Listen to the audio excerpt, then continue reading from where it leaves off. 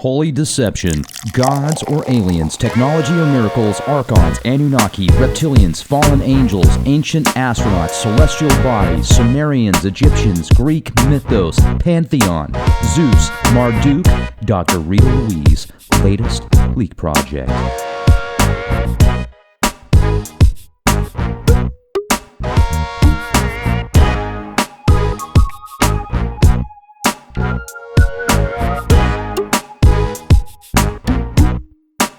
Ladies and gentlemen, we have Dr. Rita Louise with us from soulhealer.com, justenergyradio.com, Just Energy Radio on YouTube, and Dr. Rita Louise on Facebook. Now, we talked to Dr. Rita a while back. We had a great conversation, and she has a new film coming out in just a few days called Holy Deception. So we're going to dive into that, and great to speak with you. How the heck are you? I'm doing great, Rex. Nice coming back on the show, and you are my first interview on this new project, so I'm just so excited to be here and get to, release it with you. Yay! Yeah, this is great, and I had a chance to, watch some of it. I haven't watched the whole thing yet, but the information that I got so far is amazing, and I think it's going to do really well once it's released. If you would, for our audience, let's talk about it. What have you compiled in this that will really make people sit back and just go, this is incredible? Well, I think, in the biggest picture of the whole thing, one of the things that I give the viewer is I make them ask questions. There are things that we believe. There are traditions and concepts that we were all brought up with. Especially what I cover in this film is our notion of God. And I've done a number of films, and the comment that I'll get from some people is, but she didn't give an answer. And it's like, well, it's not my job to give an answer. It's my job to make you question yourself and dig within yourself and come up with your own answers. And so what I do is provide information. I mean, I'm really big on looking at mythology and customs and history and the archaeological record and those kinds of things, and providing the viewer with this bed of information so that they can make their decision, because our beliefs are our beliefs, and it's not up for me to tell you what to believe. You need to decide what you want to believe. That's a good point, because I wanted to bring up that a lot of times on Leak Project, people will leave these silly comments in the comment section and say stuff like, oh, well, Rex, you tell us what you believe. You're still agnostic. Why don't you believe in this yet? And it's really not about me. It's about the person that's watching the film or the podcast or listening to the archives, and they can make up their own decision. It's not really up to us as a journalist or somebody that's bringing this data to the table necessarily to come up with a specific solution for them, unless you bring that up at the very beginning. So I appreciate that. And I've read through so many ancient texts, like, obviously the Old Testament and the books in the Old Testament, but also the Nag Hammadi treaties that talk about the archons, many books that were taken out of the Abrahamic canon. And I read through it, and what some people used to call gods or angels or, things coming from the heavens, I think to myself, this is describing some type of technology. Your film also really correlates a lot of that as well. Well, exactly. And I think just, to kind of go into this, I think we really need to talk about what our notion of God is first, to kind of get into more of the meat of, some of these religious texts and philosophical texts that we're really talking about, but, like the archons and stuff, because everyone has, regardless of where you are in the world, this basic belief in a divine being, of, this omnipotent creator. I'm kind of a Trekkie, and one of my personal favorite characters on Star Trek is the character Q from Next Generation. And he was on Voyager, which he was pretty funny on Voyager. But anyway, and he was omnipotent, and he would snap his finger and a universe would be created, or he would change his outfit, and he was omnipotent. And our viewpoint of God is of this omnipotent creator. Now, whether people believe he has a form or a sex, whether it's just a consciousness, an energy, or a vibration. I don't know. I don't claim to know. And, when my kids were young, I would just say, it's just God, because it's something I don't have the answer to. And I don't think anybody on earth has a real understanding or can have an understanding from our viewpoint, because we're not omnipotent. We don't understand everything that's going on in the universe. We just know our three-dimensional universe. But then there is the God, the supreme creator being that we find in these religious texts, which is very different from this concept. So I think I'm going to stop there and give it back to you to let you go where you want to go. Great. And if we were to take let's talk about this. What are some of the books and descriptions that you could share with us here at the Leak Project that you've put into the film without giving too much away? Well, I look at all kinds of different myths from around the world. Ones that I have personally read have been like the Elish, Popol Vuh, the Ramayana. Pretty much anything I can get my hands on. I have done a pretty thorough survey of different Sumerian texts that obviously are translated into English. Chinese cosmology, Australian. I love anything that comes out of Australia, because I feel like it is the most untouched, them and the Native American cosmology. And when you start looking at the gods and the myths and the stories that come forward, you find this level of consistency around the world where people will go, oh, well, it was part of their evolution, which I think is crap. Oh, certainly. And yeah, I hear you. I certainly do. And there's a lot of, the Aborigines. There's so much mystery behind that. I appreciate you bringing up the Australian natives. How far back do their cultures go? Did you find some good data from there? Well, what we know about the Australians is that, and this is not, this is coming from more empirical science. I don't know if you've ever interviewed Stephen and Evan Strong. They contend that humanity actually moved out of Australia first and not out of Africa, or there might have been two migrations, one from Australia, one from Africa. Anyway, but they have dated, the Mungo man was dated to about 60,000 BC. And so it is one of the oldest individuals found there. And they do realize that Australia was populated some 40 to 60,000 years ago. But one of the things about Australia is that it has been isolated. And people say, oh, well, they've had people come and share a more modern concept with them.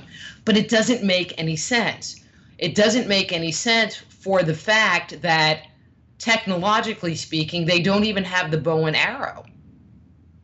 And that was like a really early concept that came into use like 18,000 BC. Old. It's old. They were basically using clubs and boomerangs as their primary weapons. And so when you start looking at the things that they have in their culture, it never really advanced. And if a culture came, so let's say the Egyptians came, you would think that the indigenous population would have taken on some of their technology, not their beliefs first, but the technology. It would make life easier, but they didn't. So that's my thought on the whole thing.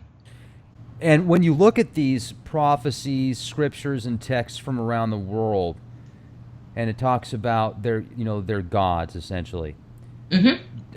Do you think that they were one species or one particular race? For example, the Anunnaki. Great question. When you look at the mythic record, when you hear descriptions of the different gods, they have very distinct characteristics. And you find 5 very distinct characteristic gods. I call them kind of like the chief operating officers on the planet. You have the sky god, who we often associate with like Zeus, who is always depicted as being, white hair and the flowing beard and human, definitely human. We have these fertility gods that are half man, half snake, half man, half fish. So there's definitely this reptilian part to them. There was a group of gods that were the monsters. And they kind of encompassed a lot of different categories. Giants fell into this, dwarfs fell into this, and other creatures, depending on what culture. And there are other descriptors that tie to it, like they're always associated with the North. They're always associated with being the individuals who were the builders of the technology. So we hear about the lightning weapon that Zeus carried and, leveled mountains with, but he didn't like blink it into appearance. It was created by these characters that lived in the North or were associated with the North. They were the master builders and the architects. And then we have the gods of the underworld, which there really aren't any depictions of. I joke around, everybody knew about them, but nobody talked about them. So when you say Anunnaki, that means, those who from heaven came, or whatever the translation is. But it's not necessarily describing what they look like. It just says they're from up there. So I don't think that, I don't have an issue using the term Anunnaki to talk about the guys that came from up there, but to say that we're talking about one species, not so much. I don't buy that. I think there have been multiple species that have been here. Also, if you look at some of the ancient Vedic texts and Sumerian cuneiform tablets, etc., these gods or beings are depicted, like you said, they've got these different animal parts, different reptilian parts, and some people speculate they literally look like that. It was genetic engineering. Some people say, no, that's a part of a symbolic reference or spiritual reference, and you can take the cultures into account as well. But one thing I find fascinating is I've done 2 interviews with guests that live on completely different sides of the country, and they described making contact with these ETs that they called the Elephant Men. And I think of the descriptions of Shiva's... Ganesh? Yeah, Ganesh, yes. And I'm wondering, could that possibly be the same being or the same type of being? Or are these guys just having incredible dreams and they're explaining their experiences? Too much ayahuasca. Yeah, are they loving that stuff, putting it in their breakfast cereal? But, you can tell they were genuine. And the one guy that I remember talking to, he's shown me video footage of UFOs that he takes on a daily basis in New York. He's in the Bronx. And he'll go outside during the day, and there'll be people around him, and you'll see these balls of light changing colors and forms, and it's just crazy. So you can tell he believes in what he's saying, and I'm not saying that he's pulling a story on me either. So I'm not trying to, when I made that joke, kind of just, it was poking kind of fun, because what do you expect when you talk to people who say they see elephant people? Yeah, and I've never heard of elephant people. India has some of the most interesting iconography around, and because Indra had 4 arms and 4 heads, but he wasn't considered a monster, and then there was the demon god of Lanka who had 50 heads, and Shiva had 6 arms, so they have these weird body configurations, although they're humanoid, so I'll give them that. They're humanoid. Ganesh, however, his story was, and I'm not an expert on him per se, but from what I understand, he was Indian human, but his head was chopped off, and so it was replaced by the head of an elephant. So that wasn't his natural state. And so, like I said, I've never heard of these elephant head people, but I guess they're pretty common. You know, we live on a very strange planet, and there's more and more stuff coming forward, contemporary, that supports what we find in the mythic record. And I feel like that's one of the things that I'm bringing forward in my work is this is what they've been saying for years, and they call all of our ancestors crackpots, you know, and these are these fanciful stories that are totally made up.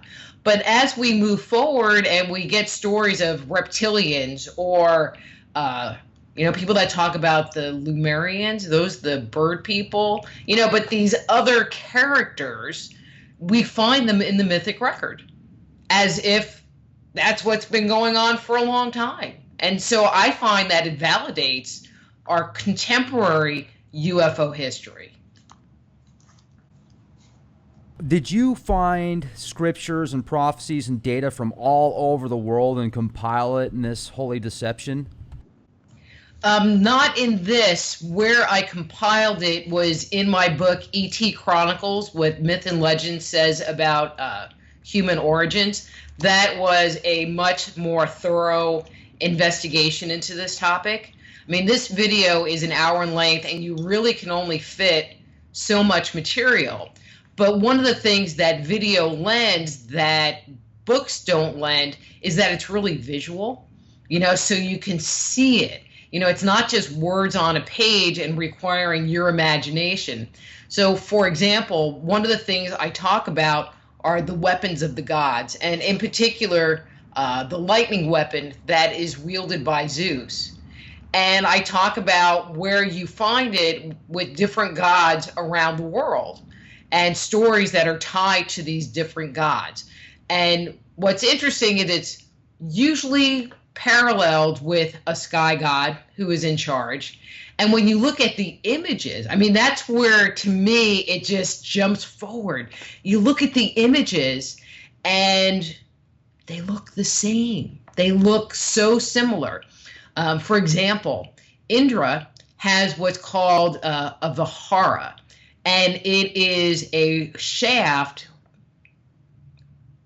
I should send you a picture. But anyway, but it's a shaft, and it has these three to seven prongs on it. So, and it looks pretty deadly. And so that was, it emitted a ray of light, you know, so think of kind of like a phaser. And it could level mountains, kill people, do anything you want. It was the weapon without rival. Well, you take that picture and you look at the picture of Marduk. This is from a Sumerian cylinder seal of Marduk on the back of Tiamat, the serpent, and he's holding this weapon, which is a three-pronged weapon. You see Zeus, again, with this three-pronged weapon. You find in the Americas that there are several gods that carry these lightning weapons that aren't three-pronged, but they're these like shafts. You know, they look like a stick, you know, but you have images of Zeus, for example, who has something that looks kind of like a stick, you know, or a shaft. And so I think the imagery that comes along with it just really drives it home. Absolutely. And plus, a lot of people, just due to the time restraints and everything that's going on, if they can watch something over a period of an hour and a picture says 1,000 words sometimes, that could give them some great reference points. And I remember I went out to Myrtle Beach last year, and on the beach out there, there's this giant statue of Poseidon with the triple prong trifecta. Or what are they called? Trident. The trident, yes. Thank you. And I just got harped there for a second. I don't have my tinfoil hat on. So, yeah, it was just beautiful.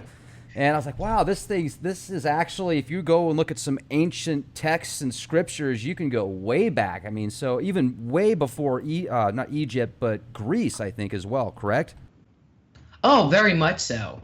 I mean, some of the earliest texts, you know, written texts that we have come from the Sumerians, and they date to about 2500 BC.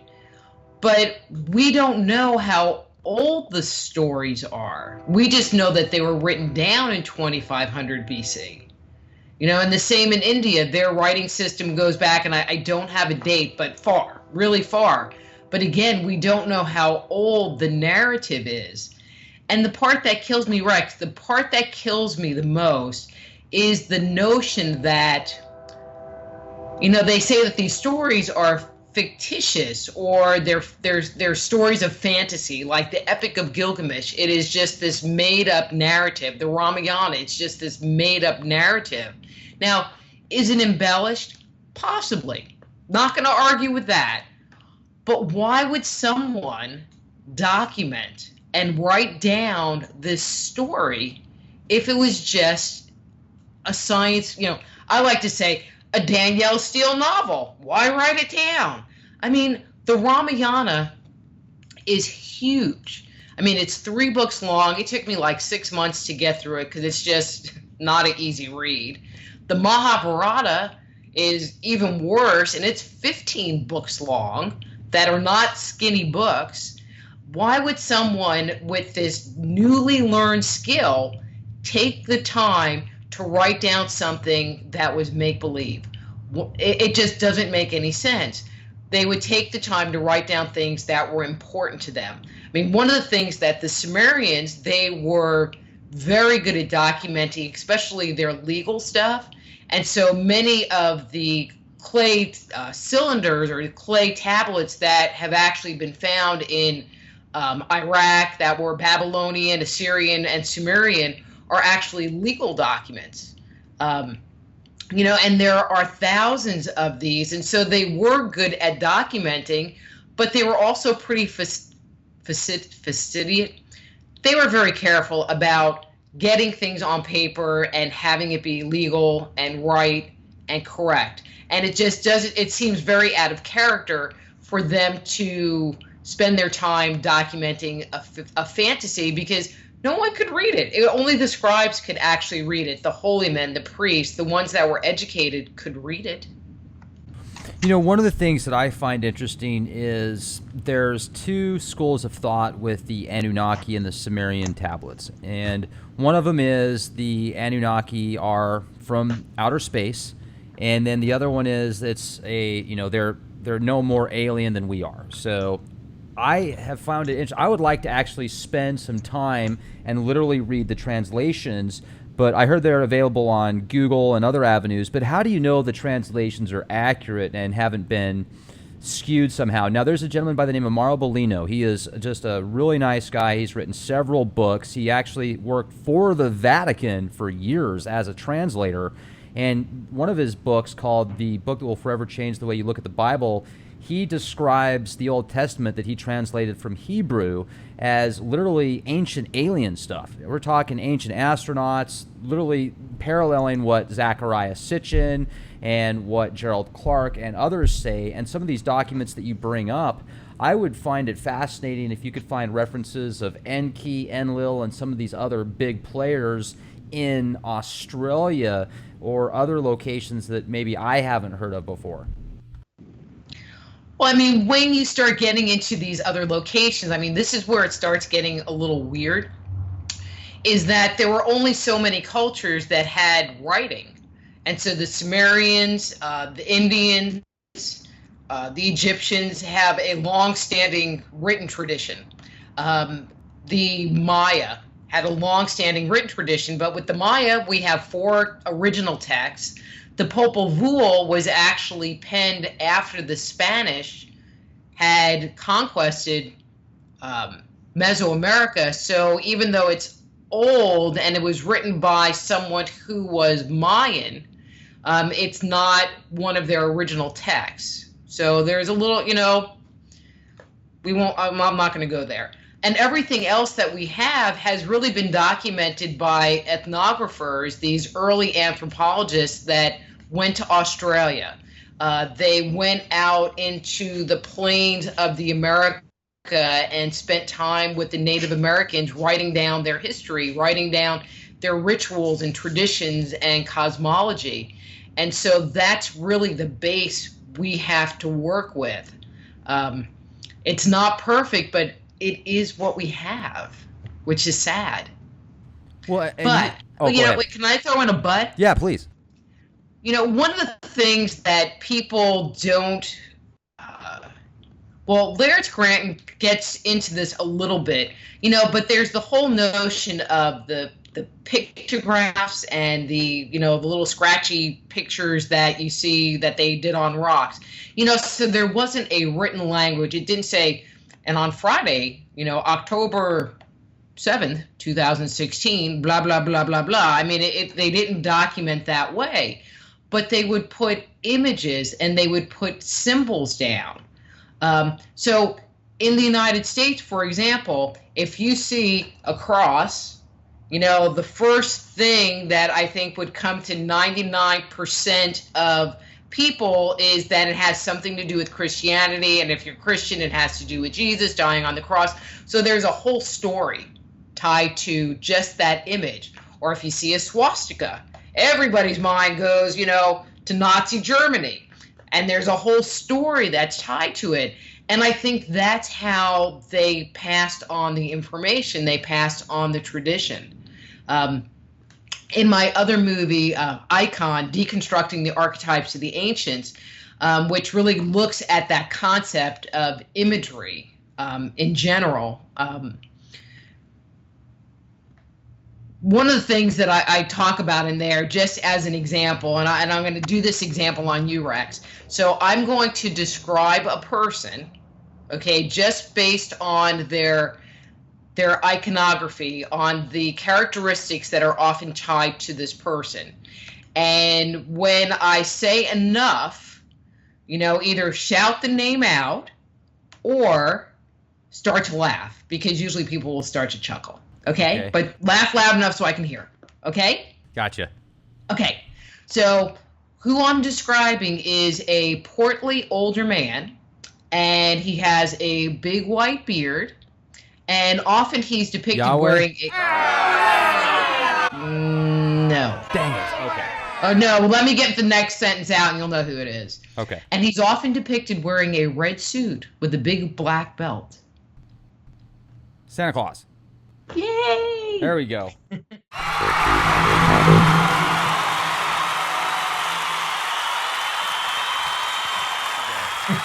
Hey, you know what's weird? If you take Santa and just change those two letters around at the end, you've got Satan with the red coming into the window at night. Would you like a present? It's kind of creepy if you think about it, isn't it? Oh, I know. But, so when we see a picture of Santa, what do we know? What do we know? I mean, let's break that down for a second. We know his name. We know where he lives. We know what he does. If you want to see him, when's the best time to, that he might be coming around? We know how he travels. We know the names of his reindeers. We know, information about his wife. We know all of this stuff just based on that one picture. And that's how they transmitted information in the past. I think that's a great way to bring things up because, as I mentioned earlier, a picture says 1,000 words, and with all the different barriers of language, culture, society, if you've got a specific picture, people can resonate with that not only at the conscious level, but also at the subconscious level. Mm-hmm. Well, but we also know the backstory. You don't have to read it in a book, although it might be more detailed, and people that are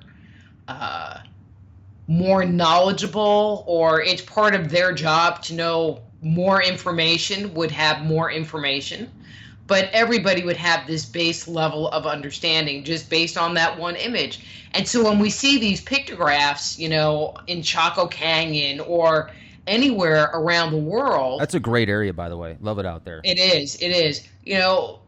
I Right think there Cuba. there are these inherent meanings tied to them that have just been lost to us in today's society.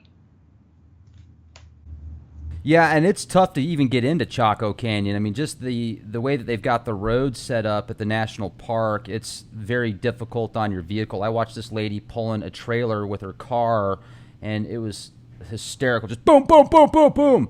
But, I went out there, and I certainly appreciated the way that it was like capital for many of these natives, and I don't know, a lot of the things were lined up with the stars, and there was a specific location there that once the time was at a specific, I don't know what the time was, but you could see this dagger actually form on the walls of these rocks, and they certainly knew what they were doing. Yeah.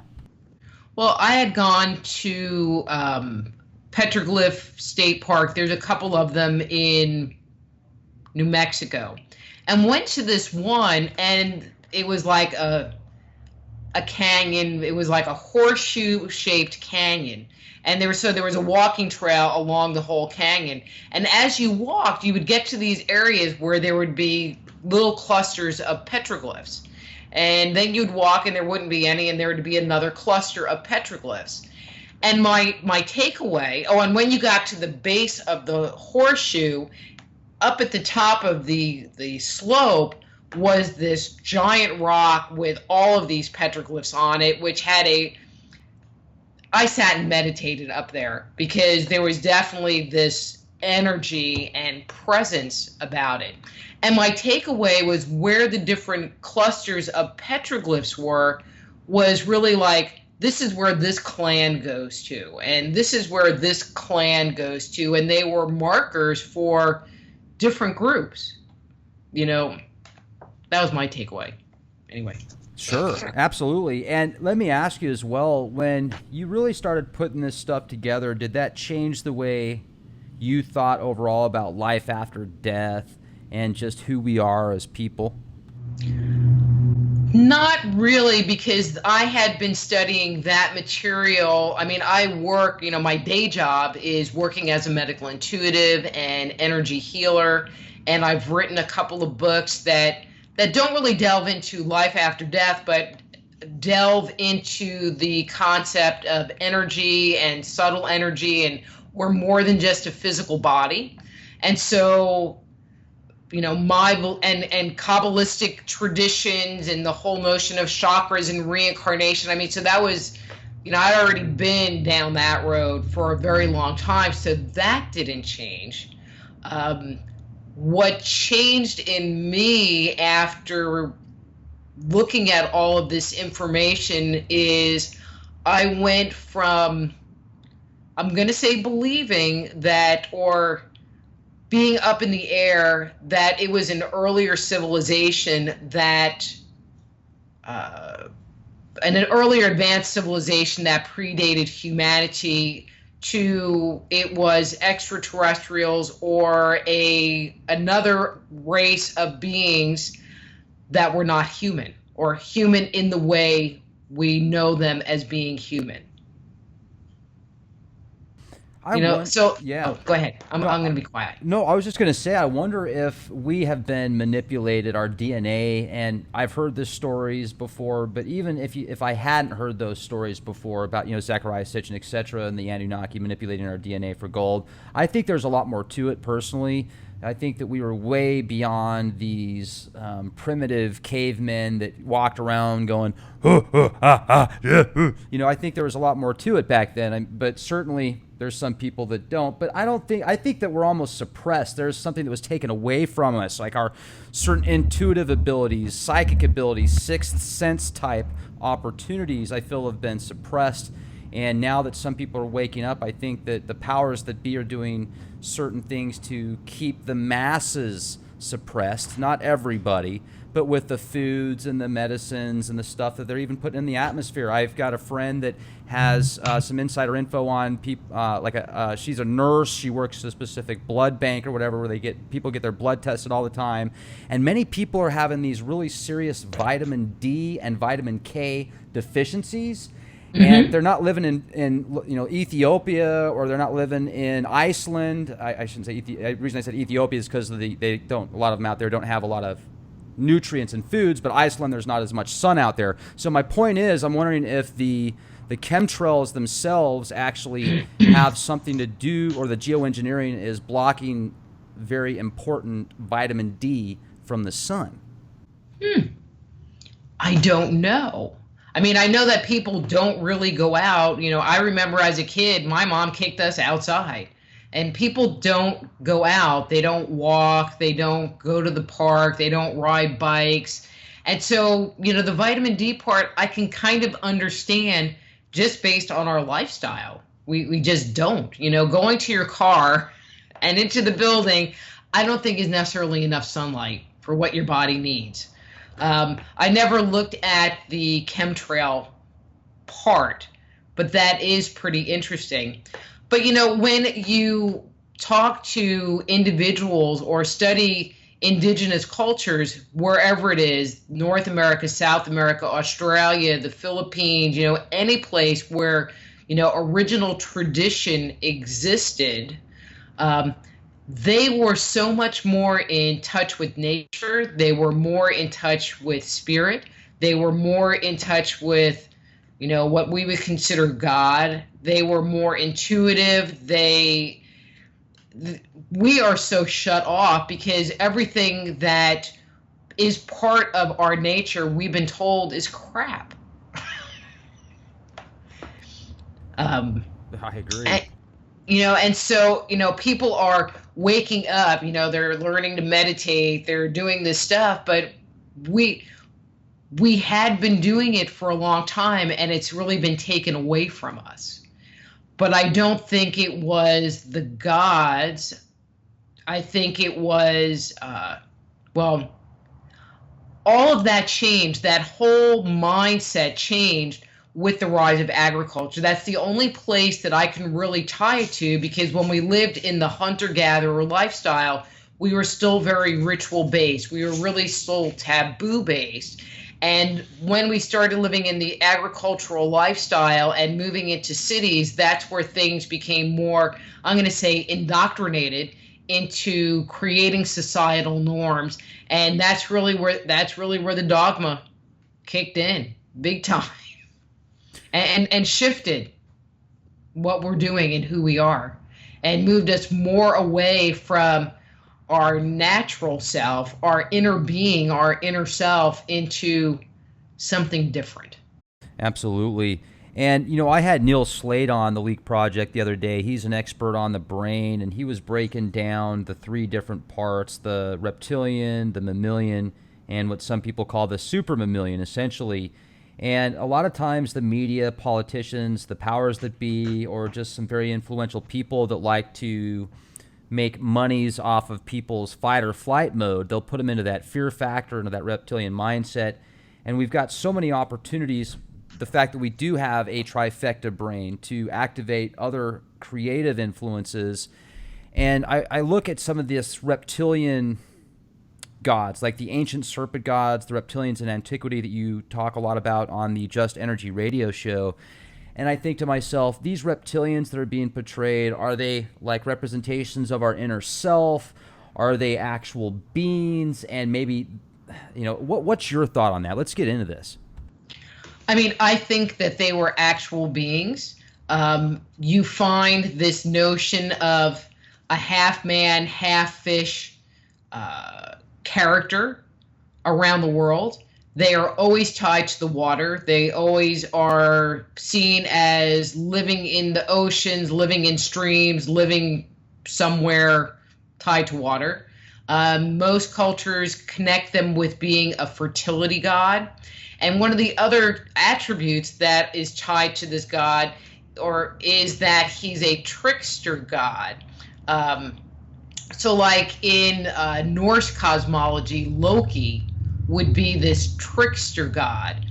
But in the same time, his goal was he was the creator of humanity, the one responsible for the creation of humanity, but also for the care of humanity. And so this god is the one that, like Prometheus and Loki both, gave humanity fire.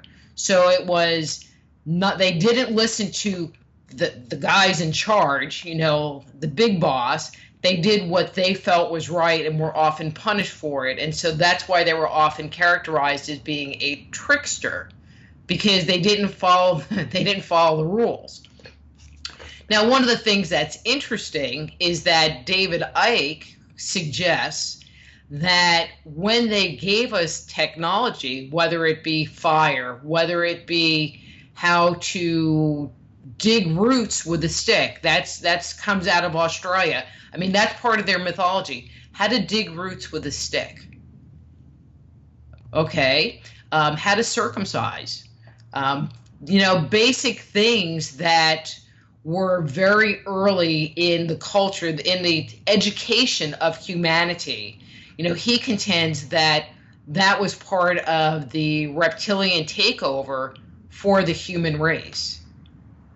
I'm not, I don't have a belief one way or the other. I don't have enough data. And I can see it on both sides. I mean, I think it's good that we've gotten technology, but then the outcome has been not so good when you look at the world today. So, yeah, I'm a little up in the air on making a decision about that one way or the other, whether it's a good tough. thing or a bad thing. I hear you. Absolutely. I would love to know more about you're a soul healer, you're a spiritual worker, and you've got so much knowledge in that. Have you ever reached out to any specific God forms, or what someone might look at as an archangel, some type of deity or force that's at a higher level than this physical plane? Well, I mean, I believe in God. That's a big term, though. Not the guy you find in the Bible. How's that? But more of that creative force. Again, as I said earlier, what that is, I don't know. But I know that that's what I believe in. I have communicated. I like to think that I've been communicating with God.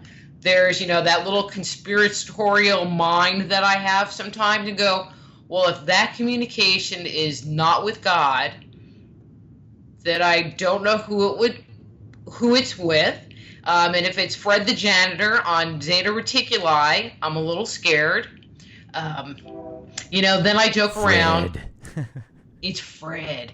And it's interesting because when I feel like I'm receiving, and I'm going to say divine inspiration, it will come into me this way. It will come in on a 7th chakra, in through the crown, into me. And I can tell that energy flow, so I recognize the vibration.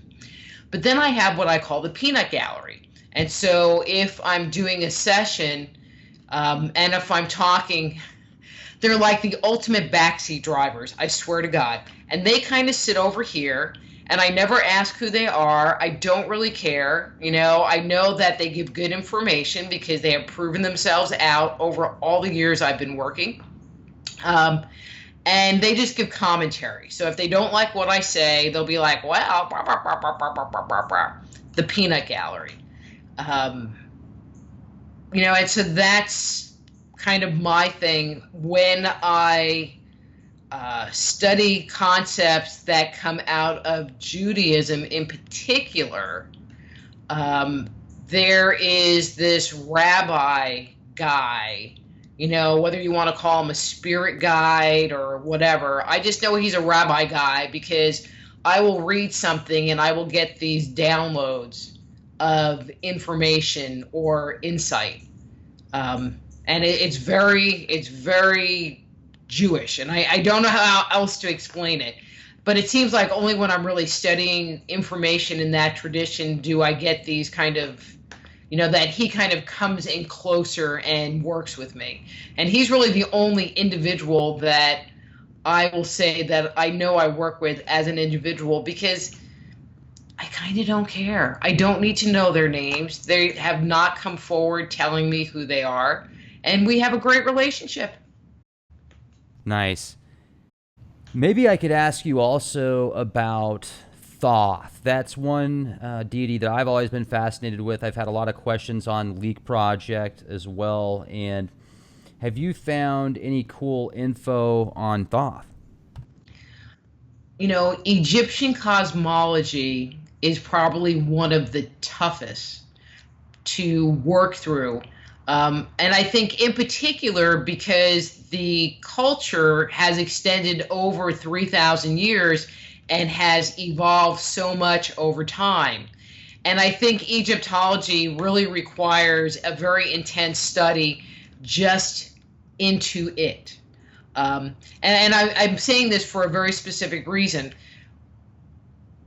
I like looking at the really old texts, whatever the original text is. And so those are going to come from the Old Kingdom. But when you find texts like the Pyramid text or the Egyptian Book of the Dead and things like that, you don't really know where they're coming from. And so you can't put them into this chronology of evolution, or chronology of geography, because the culture had moved from one area to the other. And so I just find it a little bit troubling. For example, in the Old Kingdom, Anubis was the god of the underworld. He watched over the resting place of the souls, and he was taken over by Osiris. And so what do you pay attention to? Do you look at the myths of Osiris, being cut up, and, that whole reincarnation story that's tied to him? Because and is that story actually an old story that was tied to a different god that his name was put on? It's just very confusing. Sumerian cosmology is so much easier, and some of these other ones are so much easier because there's a very finiteness to them. Have you read Have you read the Emerald Tablets? Parts of it. I kind of didn't buy them. Okay. Well, if somebody says that it's channeled information, then I automatically go, maybe not so much. I mean, because I don't believe that there are actually these tablets that have been found. And the character of Thoth, he was the educator of humanity. He, taught humanity all of these skills. But as we go back to what we were talking about earlier, excuse me, who are the gods that taught humanity the skills of writing, how to dig up roots with a stick? It was the reptilian gods. So what do you do with that? It's extremely confusing, and the way that it's all put together, unless you're there seeing it happen, and even then you can question what you're seeing, you almost have to go with your gut and intuition, and that's why I stay so agnostic towards certain things, because I really don't know. And is my gut right 99% of the time? Yeah. I mean, it is. Most of the time, if my intuition tells me something's accurate, later on down, I can, there will be validation to prove that.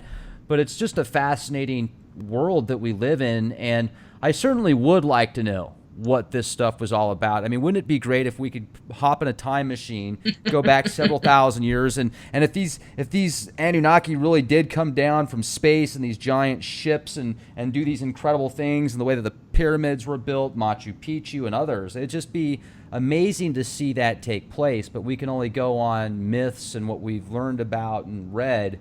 So it's nice to put this all together, and the fact that you do work with, kind of the spiritual aspect of things, but you're a skeptic too. I appreciate that, because it's like dual forces. It's like that's the opposite, and it's working together, creating a third strand of antiquity, possibly. You're agnostic and a Gnostic, like myself. I want to know, but I don't know. So it's kind of like you're fighting yourself all the time, trying to get to the truth and the answer, but it's going to come, because the truth will prevail. And these are all great pieces and bits of data that I feel have their place in this giant jigsaw puzzle of reality. And once it all gets put together in this life and beyond, I think it'll have important consequences. Exactly. Well, this is awesome. I certainly appreciate everything that you do, and I just want to give a couple shout-outs for your work. Go to soulhealer.com, justenergyradio.com, also Just Energy Radio on YouTube, as well as Dr. Rita Louise on Facebook. And is there anything else you'd like to share with us tonight before we close out? Sure. We've been talking about my new movie, Holy Deception, and it just released on Amazon as well as Vimeo. It's available for, digital download, rental. You can buy it. But, Rex, I have a really cool but. One of the things that I love about Vimeo is that they give you the opportunity to offer promotional things.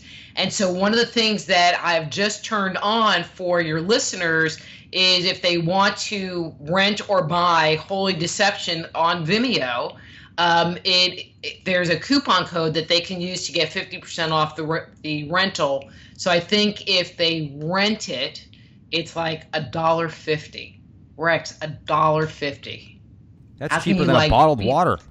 I know. Well, I was like, it's just going to be available for a limited period of time. And I just want people to go. Holy Deception on Vimeo. Again, it's on Amazon for Amazon digital download. It's $2.99 on Amazon, which is still a bargain. And so I hope people watch it and enjoy it and question. Don't just accept things that people tell you. Even people in the know that post things on Facebook, question them, read what they have to say, run it through your filters, because, we're all on this journey together. None of us know. None of us have been there. We weren't there thousands of years ago to experience it, and we're all out there trying to seek truth. So find your truth. Right on. Find your truth. That's a very good statement there. This has been great. I really appreciate it. And also, I want to just let our audience know there's been several emails I've got recently where people are saying, Rex, I listen to Leak Project a lot, and it's certainly waking me up to certain things, and I want to wake up other people, but I don't want to be the person that sounds like the preacher. Well, here's some cool options for you guys.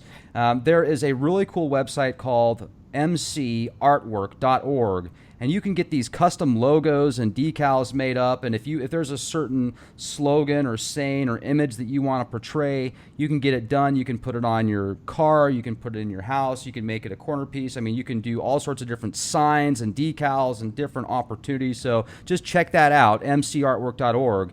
And also go to leakproject.com, become a contributing member at Leak Project, subscribe to our YouTube channel. Also make sure to subscribe to Dr. Rita Louise's YouTube channel. And hey, thanks, Dr. Rita Louise. This has been amazing. I appreciate everything. Well, I love coming on your show. You have a great show. Thank you. Well, thank you. And so do you. Now, when can people actually get access to your show? Because you've got, is it once a week or is it once a day? It's once a week, so it airs live. Well, not live, because all the shows are pre-recorded. So the audio portion of the show, I have to kind of break it down. The audio portion of the show airs on a couple of different networks. The first airing is on Thursday night from 8 to 9 p.m. Eastern Standard Time. And if they go to the justenergyradio.com website, there's links to the different times it airs, because it airs during different time zones around the world on 2 different networks. So it airs on a couple of different days. And then they can always go to my YouTube channel and watch the show there. It obviously gets put on the Just Energy Radio webpage, etc., etc. Oh, and it's video. Like your show, it's video, so they can access the video either on the Just Energy Radio website or on the Just Energy Radio YouTube channel. Well, that's fantastic. All right. Folks, have a wonderful evening. Be the change you want to see. This is Rex Bear. Talk to you soon.